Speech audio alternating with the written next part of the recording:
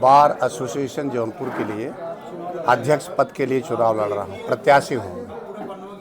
क्या एजेंडा होंगे, किस तहत आप चुनाव हैं? अब मेरे मुख्य एजेंडे में ये है कि सबसे पहले यहाँ अधिवक्ताओं के लिए शौचालय की बड़ी व्यवस्था है, बार एसोसिएशन के अंदर भी और हमारे बार कैंपस के अंदर भी, दीवानी न्यायालय कैंपस के अंदर भी बहुत दिक्कत है, जिसमें सीनियर या बुजुर्ग अधिवक्ताओं के लिए बड़ी परेशानियाँ झेलनी पड़ती हैं। महिला के लिए भी कोई शौचालय की व्यवस्था नहीं है। सेकेंडली ये है कि हमारे जूनियर जो कनिष्ठ अधिवक्ता हैं उनके बैठने की व्यवस्था, चैम्बर की व्यवस्था, ये सब बड़ी कमियां हैं और बहुत ही झेलते हैं बेचारे, वो बड़ी परेशानी झेलते हैं, डेली अप डाउन करते हैं। तीसरी वो है जो सबसे चीज़ है, अहम चीज़ है इस समय, कि गाड़ी वो 2 पहिया हो चाहे 4 पहिया हो, जिस कदर भी अधिवक्ता आता है उसका कोई स्टैंड नहीं है, खड़ा करने की जगह तक नहीं है। बेगाना इस बाहर सड़क पर इधर उधर पड़ी रहती हैं, उसमें काफ़ी चोरी हो जाती है। ये समस्या इस कदर है कि पार्किंग की व्यवस्था, जी पार्किंग की व्यवस्था, और साथ ही हम ये चाहते हैं कि हमारी एक निधि है, कोई अधिवक्ता की कैजुअल्टी होती है 2 लाख, उसके बाद मिलता है 2.5 लाख होने वाला है। हम ये चाहते हैं कि उसके जीवन काल में ही कुछ उसमें से धनराशि 80,000, 1 लाख उसकी दवा के लिए और उसकी एक तरह से देखा जाए धार्मिक यात्रा के लिए बुजुर्गी में, ये 70 या 75 वर्ष के बाद आय के लोगों को प्राप्त हो, वह धनराशि जो बाद में निधि मिलती है उसमें समायोजित हो जाएगी, कटौती हो जाएगी। उससे किसी के बार की क्षति नहीं है, न किसी की क्षति है। ये सब चीज़ें रहीं। और एक मूल्यवान चीज़ हमारे दिमाग में भी हाल में आया कि अपनी समस्याओं को हम जूनियर या सीनियर के या किसी भी कोई समस्या पुलिस के जानिब से या किसी की जानिब से होता है तो हम लोग उसको संग्रह करते हैं, वो करते हैं, प्रशासन तक करते हैं।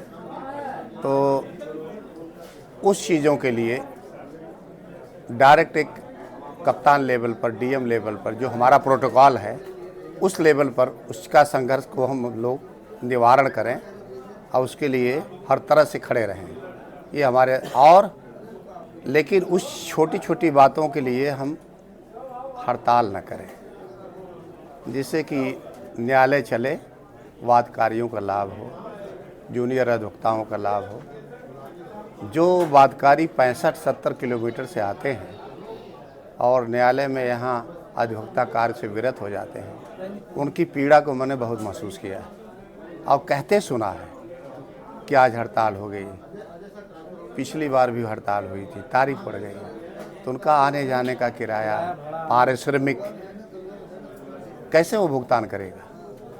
और वह को लेके क्या कहना चाहिए? जी, अधिवक्ता प्रोटेक्शन एक्ट को त्वरित गति से लागू करना चाहिए, क्योंकि हम प्रताड़ित हैं, पीड़ित हैं, हमारी पीड़ा सुनी नहीं जाती है। उसके लिए हमें मैदान मानना पड़ता है, कहना पड़ता है, पैरवी करना पड़ता है, फिर भी सुनवाई जल्दी नहीं हो पाती है। हम खाली अधिवक्ता होने के नाते ईर्ष्या के भाव सहते हैं, पुलिस की सहता हूँ, पट्टीदारों की सहता हूँ कि अधिवक्ता है। ये प्रोटेक्शन एक्ट इस कदर लागू होना चाहिए कि हमको कुछ तो वो मिले, संरक्षण मिले। आए दिन अधिवक्ताओं पर इस तरह से तमाम ऐसी घटनाएं होती हैं। जी जी, उस घटनाओं को आप किस तरह से रोकेंगे? उस घटनाओं को रोकने के लिए अभी हमने पूर्व में ये शब्द कहा कि इसको हाई लेवल का अधिकारी से, जैसे ज़िले में एसपी और डीएम होते हैं, उस लेवल पर इसका प्रोटेस्ट करें या उनको हम उनसे मिले, हमारा बार मिले, बार के सक्षम पदाधिकारी मिले, एक समूह मिले, इसको अग्रिम रोकने के लिए रोकथाम करें।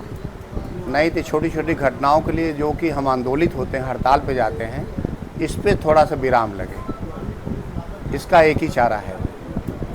तो और उसमें सहायता होगा एडवोकेट्स प्रोटेक्शन एक्ट, ये लागू होगा तो अपने आप कुछ विराम होगा। हर महीने एक बैठक बुलाएंगे उच्च अधिकारियों की, जिससे निराकरण होगा। दूसरे बार की जो धनराशि आ रही है वो ट्रस्ट की धनराशि है, गरीब मुवक्किलों की धनराशि है, उसकी व्यवस्था हो, उसकी संरक्षण हो, उचित खर्च हो उसका, और उसका अधिवक्ता कल्याण में ही उस ज़्यादातर उसका खर्च आवे।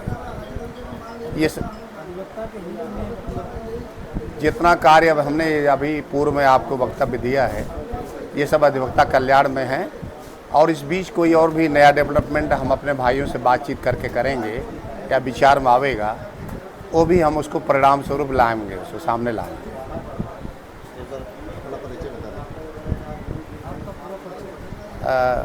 और रमेश चंद्र उपाध्याय एडवोकेट, और इलाहाबाद विश्वविद्यालय से मेरी विधि व्यवस्था में पढ़ाई हुई, और एक अच्छे लाइन पे रहा हूँ, IAS वगैरह में, इंग्लिश मीडियम के स्टूडेंट रहा।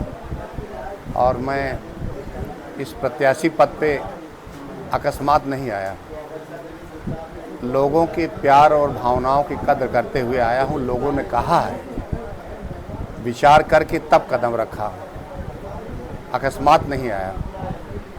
लोगों की स्नेह मिल रहा है, मुझे प्यार मिल रहा है। लोगों का प्यार जिस कदर मैं जहाँ ही जानता था, जो आकस्मिक है मेरे लिए, बहुत स्नेह मिल रहा है। आगे ईश्वर है। Thank you very much.